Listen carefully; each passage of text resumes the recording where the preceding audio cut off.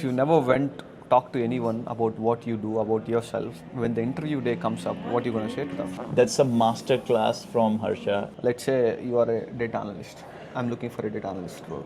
What am I going to talk to you? You can't just say I want a job, and the person will see you like this if you just say I want a job.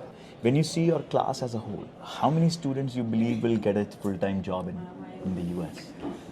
Before we start, do subscribe the channel. You are studying business analytics. Soon you will be, graduating, and then you will be looking for a full-time role. So how do you plan to get a full-time job? Yeah, it's more of networking, projects, and these two can play a very big role because networking can be a very big role when you go and talk to people. It not only gives you opportunities, but it also helps you in your communication, pitching yourself when the day comes. For example, you never went talk to anyone about what you do, about yourself. When the interview day comes up, what are you going to say to them? Yeah. It's very difficult, right? I've been in the situation before, but once I started networking, going around, talking to more people every single day, I made a bunch of mistakes in the start. I go to a room filled with 50 people to network. In the first week or the second week, I just stand in one corner and see all the people like this. Yeah.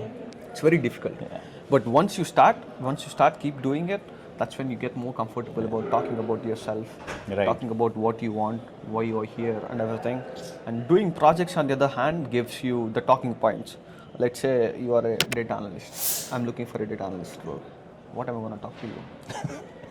I want a job. Okay, that's that all? That's so weird. You can't just say I want a job and the person will see you like this if you just say I want a job. Rather, you would ask him what technologies are you working on currently. Right. He says this.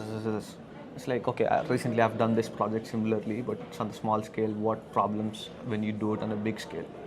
Something like that. You start the conversation going. The talking points can be got from the projects. When you do the projects on your personal level, on your personal interest, that's when you can talk passionately about them. That's when they'll understand that you're passionate about it, that you're skilled, that you're more interested to work rather than you just asking I want a job. Yeah.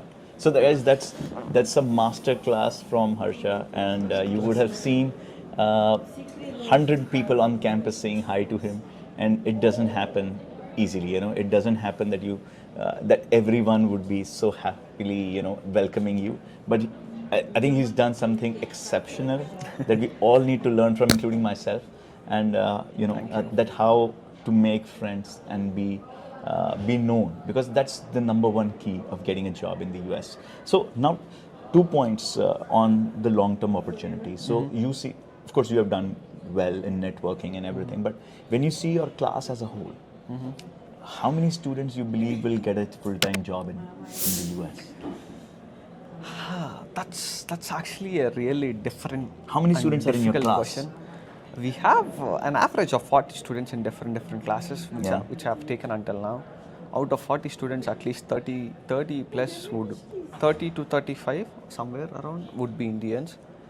But when you ask about how many people will get a job, I have to blunt and say that not many people. Like maybe they can get a job, but getting a good full-time job on what they're actually studying and stuff like that can be very difficult because many people doesn't concentrate on upskilling, concentrate on future, concentrate on actual acquiring skills. Check out the full video in our live session and don't forget to like, share and subscribe for more study abroad updates.